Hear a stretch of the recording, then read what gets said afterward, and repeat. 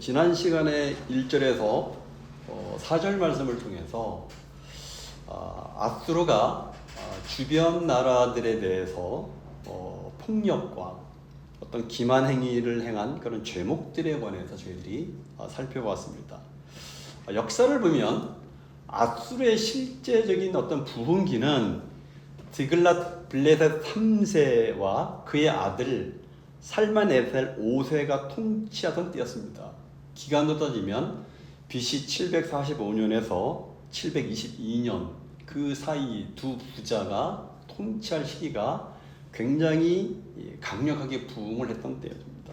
이때 아수르는 영토 확장을 위한 전쟁 정책을 지속적으로 펼쳤습니다. 그런데 문제는 그 과정에서 그들이 펼친 정책은 굉장히 호전적이고 무자비하였는데 다른 민족들에 대한 학대와 약탈을 서슴지 않았습니다. 나아가서 그들은 여러 나라들을 미혹하면서 매우 아주 악한 간악한 수단을 사용해서 다른 민족을 정복해 나갔습니다. 그런 간교함은 지난 시간에도 말씀드렸듯이 히스기야 왕 당시 유다를 침략하였을 때도 나타났습니다. 저들은 유다의 모든 성들을 거의 정복하고 최후에 유다의 예루살렘만 위태롭게 남아있을 때에 당시 히스기야 왕은 아수르 왕에게 자기 부친이 바쳤던 조공을 이렇게 단절한 그런 잘못을 자기 아버지가 아수르에게 조공을 바치던 것을 중단한 것을 이게 히스기야 왕이 잘못을 인정하면서 아수르 왕이 요구하는 것은 무엇이든지 다 들어주겠다라고 화해 요청을 합니다. 열왕기하 18장에 보면 그러자 저들이 전쟁 배상금으로 은 300달란트와 금 30달란트를 요구했습니다. 은 300달란트가 키로수로 따지니까 약 23,700kg이에요. 은이. 그리고 금이 30달란트니까 약 2.37kg이라고 얘기합니다. 이에 히스기야는 모자라니까 여호와의 전과 왕궁 곳간에 있는 은을 다 내어 주었고 성전 문과 기둥에 입힌 금까지 다 벗겨가지고 배상금으로 지불을 하였습니다. 근데 아수르는 약속을 어기고 그 배상금을 받고도 오히려 군사를 예루살렘으로 진격을 시킵니다. 그처럼 저들은 국가 간의 약속도 손바닥을 뒤집듯이 파기하고 그렇게 다른 나라들을 정복을 해 나갔던 거죠. 그때 하나님께서 열왕기 18장 이하에 보면 아수르 군사 18만 5천 명을 하룻밤 사이에 모두 죽임으로써 그 당시 전쟁을 히스기야 왕의 승리로 이끌게 하셨습니다. 그로 인해서 불시 하루아침에 히스기야는 그 어떤 영웅이 되었고 그 근동 지방 지역에 그 히스기야의 명성이 하늘을 치솟을 만큼 굉장히 올라갔던 거예요. 그렇지만 근본적으로 하나님의 도우심이 없었다면 사실 남유다 예루살렘도 북이스라엘처럼 꼼짝없이 정복을 당하고 아수르의 식민지 국가로 전락했을 것입니다. 그렇지만 하나님이 지켜주셨던 거죠.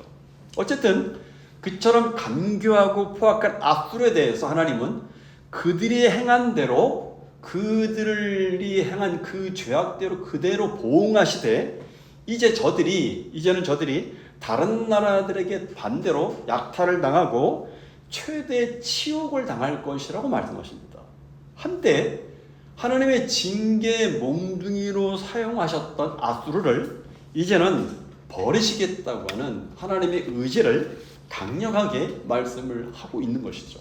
오늘 본문 5절을 보니까 보라 내가 내게 말하노니 만군의 여호와의 말씀에 내 치마를 걷어올려 내 얼굴에 이르게 하고 내 벌거벗은 것을 나라들에게 보이며 내 부끄러운 것을 민족에게 보일 것이오 라고 말합니다. 아수르가 어떤 치욕을 당할 것인지를 말씀하고 있습니다. 5절 상반절을 보니까 보라 내가 내게 말하노니 만군의 여호와의 말씀에 라고 말합니다. 이것은 아수르를 심판하시는 직접적인 당사자가 하나님이심을 밝힙니다. 그 하나님이 어떤 분이십니까? 만군의 여호와입니다. 그렇죠? 천군 천사를 대동하시고 거룩한 전쟁을 수행하시는 전능하신 하나님의 면모를 강조하는 그런 하나님의 이름을 이야기합니다. 따라서 본문의 문장 역시 니느웨 심판을 결행하시는 직접적인 당사자가 하나님이라는 사실을 분명히 밝힙니다. 만군의 여호와가 이 일을 행하신다는 거죠. 다시 말해서 니느웨를 치욕스럽게 만드신 이가 하나님이라는 사실을 분명하게 이야기합니다. 그러면서 5절 중반절에 보니까 내 치마를 걷어올려 내 얼굴에 이르게 하고 라고 말합니다. 이것은 하나님의 심판으로 시행되는 아수르의 치욕과 수치를 나타낸 표현입니다. 여호와가 만군의 여호와가 니느웨의 치마를 그 얼굴 위로 걷어올려서 그의 벌거벗은 것을 뭇나라가 보게 하고 그의 부끄러운 것을 왕궁이 보게 하시겠다라고 말합니다.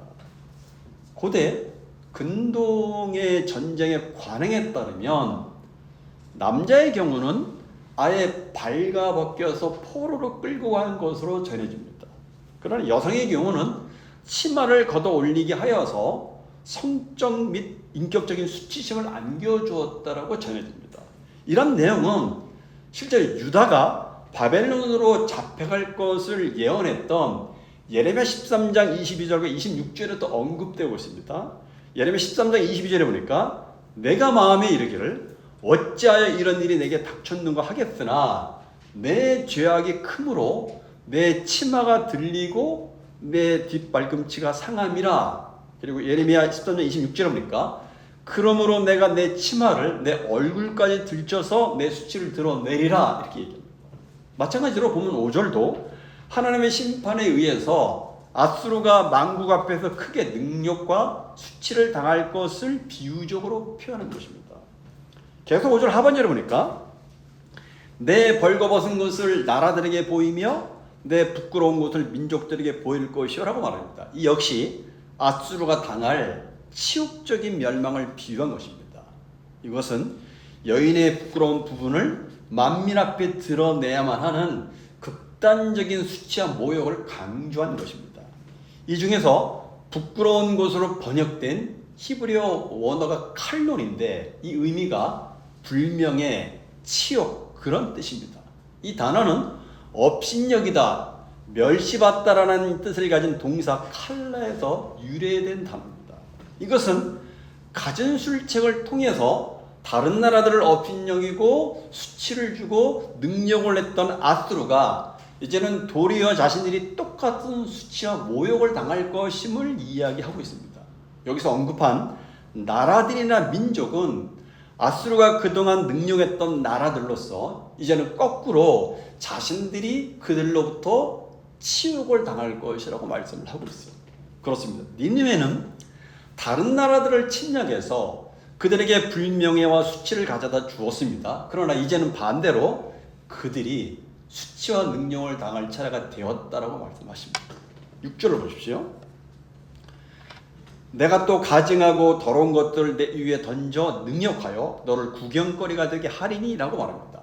앞에 5절은 여인이 당하는 극단적인 수치와 모욕을 통해서 아수르가 당할 치욕을 나타내었다면 6절은 그 여인 위에 가증하고 더러운 것을 던짐으로 다시 한 번 더 능력을 가증시킬 것을 이야기하고 있습니다. 그런데 이 발가벗겨진 여인에게 던져질 물건에 대해서 가증하고 더러운 것들이라고 말합니다. 이 말씀의 원어는 더러운, 우상숭배, 오물, 배설물 그런 의미를 지닌 단어입니다. 이런 문자적인 의미를 감안해서 표준 세번역 성경은 어떻게 번역했냐면 오물을 던져서 너를 부끄럽게 할 것이다 이렇게 번역했습니다. 그리고 공동번역 성경은 보다 적나라하게 번역을 했는데 내 몸에 똥물을 끼얹어서 웃음거리를 만들 것이다 이렇게 번역을 했습니다. 사실 여러분 이와 같은 상황을 맞이하게 된다면 너무나도 수치스럽고 끔찍한 일이 아닐 수가 없습니다. 이것은 그것을 바라보는 사람은 사실은 조롱의 비웃음이 되겠지만 이것을 실제로 당하는 자는 차라리 죽는 것보다도 못한 수치스러운 일이 될 것이기 때문에 그렇죠.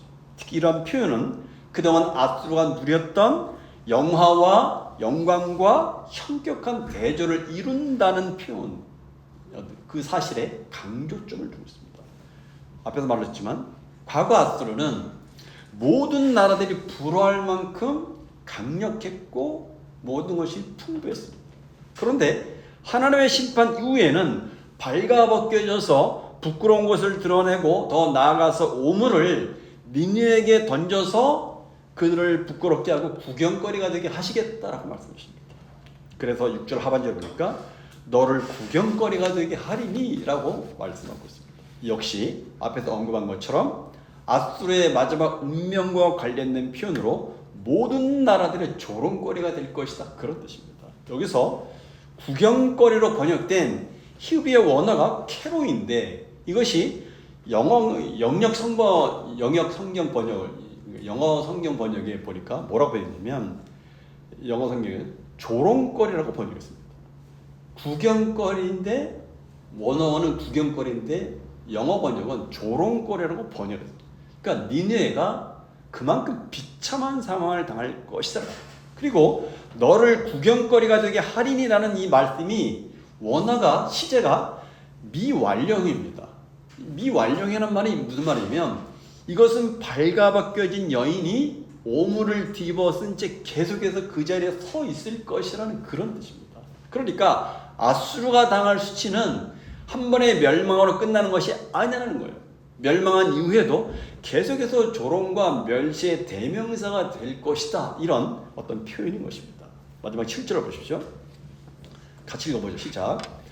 그때 너를 보는 자가 다 내게서 도망하며 이르기를 니네가 황폐하였도다. 누가 그것을 위하여 애곡하며 내가 어디서 너를 위로할 자를 구하려 하리라. 앞선 5절과 6절에서는 하나님의 심판에 의해서 아수르가 만국 앞에 능력과 수치를 당할 것을 예언을 했습니다. 이어진 본문 7절은 한 걸음 더 나아가서 그동안의 아수르의 동맹국들이 이제는 저들의 멸망을 외면하고 오히려 도주할 것이라고 이야기합니다. 다시 말하면 그 누구도 도움을 받지 못한 채 아수르는 완전히 멸망할 것을 강조하고 있습니다. 그렇습니다.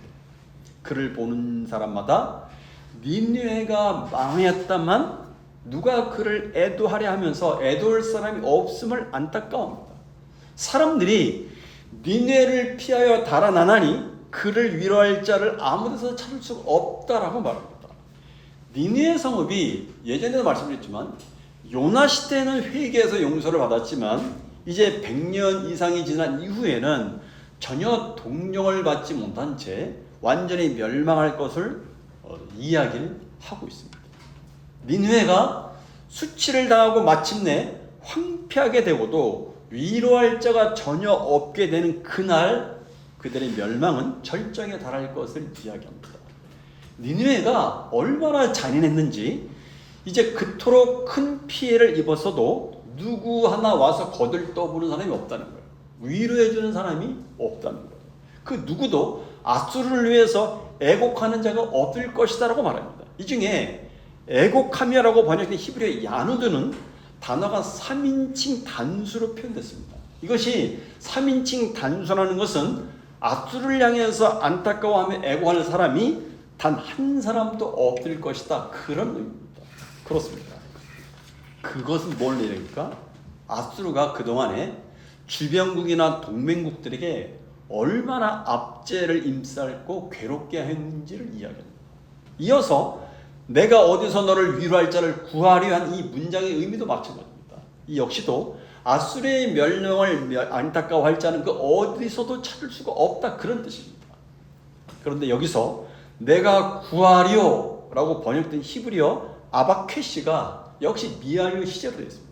그렇다는 것은 당시만 그렇다는 뜻이 아닙니다. 앞으로도 계속 그럴 것이다 라는 뜻입니다.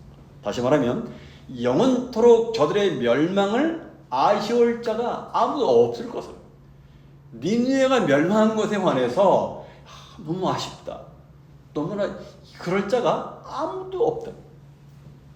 따라서 이것은 아수르의 철저하고도 완전한 멸망을 표현하는 것이라고 할 수 있습니다. 영원히 회복될 수 없는 멸망을 말씀한 것입니다.